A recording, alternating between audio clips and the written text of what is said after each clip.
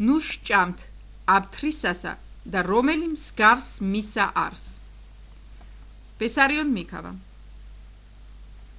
ადამიანისათვის ყველაზე მთავარი ბოროტთან ბრძოლაა, მაგრამ ბრძოლის დაწყებამდე ამ ბოროტების შეცნობა გამარჯვების საწინდარია. გაუცნობიერებლად ამ ბრძოლის წარმართვა სრული უგნურებაა. ბოროტების დამარცხებისათვის ერთ-ერთ მნიშვნელოვან პირობას მისი მხილება წარმოადგენს. წინასწარმეტყველთა გამოცხადების და ხატწერის მეშვეობით ღმერთი ადამიანებს წინასწარ ამცნობს ბოროტების მოსალოდნელ სახეცვლილებას. იძლევა ცნობას და სწავლებას ეშმას და მის მსახურთა სახეცვლილების შესაცნობად და მის წინააღმდეგ საბრძოლველად. კაცობრიობა თავის არსებობის მანძილზე სხვადასხვა სახის ბოროტების პირისპირ იდგა. ბოროტება კი ყოველი მისი მხილების შემდეგ იძულებული ხდებოდა ადამიანებისსავე მეშვეობით გაეხანგრძლივებინა თავისი არსებობა და სახეცვლილის სახით კაცთა მოდგმის მაცდურად დარჩენილიყო. რადგან ხილული ეკლესია ქრისტიანთა და წმინდანთა ცხოვრების წესით იმარჯვებდა ბოროტებაზე. ეშმამ და მიმსახურებმა კი იწყეს უფლისფერი სვალების მიბაძვა. არა იმ ჭეშმარიტი გაგებით, რასაც უფლისფერი სვალება ქვია, არამედ მათ მიზნად დაისახეს ადამიანთა შეცდენა დემოკრატიის სახელით. ეშმას მსახურთა შენიღბვამ სიცრუის ზეობის ხანა დაამკვიდრა, რამაც მელიებისა და სხვა ცხოველთა სახიან ადამიანთა გამრავლებას შეუწყო ხელი. მაკიაველი თვლის, რომ ცბიერები, მზაკვრები ყოველთვის სჯაბრნიდნენ იმ მთავრებს, მეფეებს ხელისუფალთ, რომლებიც მხოლოდ წესიერებას ემყარებოდნენ. ამრიგად, უნდა გვახსოვდეს, რომ არსებობს ბრძოლის ორი სახე, ერთია ბრძოლა კანონების, ხოლო მეორე ძალის მეშვეობით.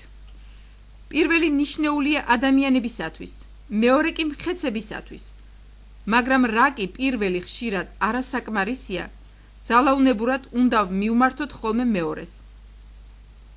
ამიტომ მთავრისათვის აუცილებელია, რომ თანაბარი წარმატებით იბრძოდეს როგორც მხეცი და როგორც კაცი. აშკარაა, რომ მაკიაველის ამ მოსაზრებით ხელმძღვანელობენ დღევანდელი ახალი მსოფლიო წესრიგის მშენებლები.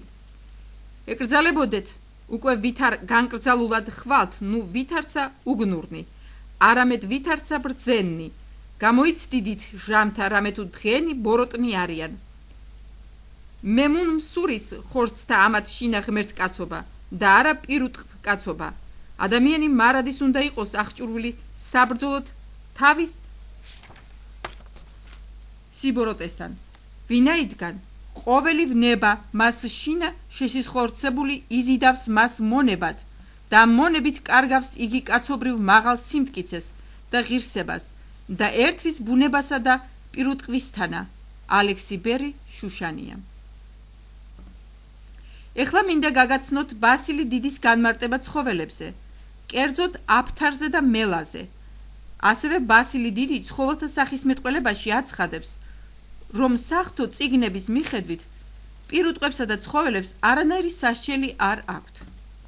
სასჯელს ადამიანები იღებენ, რამე თუ ისინი ცდილობენ დაემსგავსონ პირუტყვთა სამყაროს. ჯულსა წერილ არს. ნუ სჭამთ აფთრისასა და რომელი მსგავს მისა არს. სახისმეტყველმან თქვას აფთრისაი ვითარმედ, მამალ და დედალ არს. სადამე მამალ იქმნის, სადამე დედალ. ბილწ მხეცი არს, რამე თუ იცვალების. რამე თუ იერემია წინასწარმეტყველმან თქვა, ნუკუ ქვაბნი აფთართანი, ყვნე სამკვიდრებლად ჩემდა, ეგრეცა ყოველი კაცი ორგული, განლიგებული ყოველთა გზათა მისთა, აფთრის მსგავს არს და აწცა მრავალნი არიან ხატად მათა.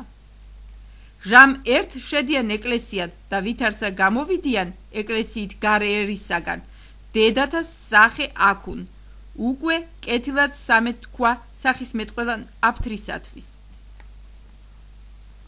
მელაზე თქვა სახისმეტყველმან, ყოვლად მზაკვარი, ცფიერი და ვერაგი მხეცია იგი. როცა მშიერია და ვერ პოულობს ნადირს საჭმელად, მივა მოძებნის ტალახიან გუბეს, ყანის ნალეწს, იგორავებს საფლობში, ყანის ნალეწში, მერე მოიკუნტება, ზურგზე დაწვება, სულს განაბავს და მალულად იჭვრიტება. მის შემხედვარე ფრინველებს მკვდარი ჰგონიათ. ძირს ეშვებიან, რომ დაძიძგნონ. ასე მოიტყუებს და იჭერს ფრინველებს, უწყალოდ ხოცავს მათ, ნაწლავებს აყრევინებს. მცირეა ეშმაკიც, მაგრამ დიდია საცდურნი და მზაკვრებანი მისნი. ვინც ინებებს გემოს გასინჯვას მის ხორცისგან, იგი მოკვდება. ხორცის გემონი ხომ მრუშება და ვერცხლის მოყვარეობა არის. ჰეროდე მელად იწოდება. ლუკა 13:32. და მწიგნობარს უთხრა მაცხოვარმა მელიებს სოროები აქვთ. მათე 8:20, ლუკა 9:58. კურთხევანის საგალობელში წერია: შეიპყარნით ცბიერი მელიები, შემბილწვენი ჩემი ვენახისა. დავითმა თქვა: მელიების კერძი შეიქმნენ ისინი. ფსალმუნი 62:10. უკვე კარგად გამოთქვა სახის მეტყველმა მელიაზე. ბასილი დიდი. მელას როცა რწყილი დაესევა, ეს კი მას ხშირად ემართება. მივა წყალთან, პირში დაიჭერს ნაფოტს, წყალში ჩაჰყოფს კუც. თანდათან ისე ჩაიმალება, რომ წყლის ზევით მისი ცხვირი და ნაფოტიღა მოჩანს. უცებ ნაფოტს პირს უშვებს და გაატანს წყალს. ასე თავისუფლდება იგი რწყილებისგან, რომლებსაც წყალი აიძულებს გადასხდნენ ნაფოტზე. როგორც სიტყვა წმინდა წერილისა არის სახე, ასევე სახე იგივე სიტყვაა. რასაც სიტყვას სმენით გვაუწყებს, იმას ფერწერა გამოსახულების მეშვეობით დუმილით გვაჩვენებს. ბასილი დიდი. ეს ტესტი სიმბოლოების მოყვარულ ეგრეთ წოდებულ ხელისუფლებას. მალაქია წინასწარმეტყველი, თავი 2:17. დაღალეთ უფალი თქვენი სიტყვებით და ამბობთ.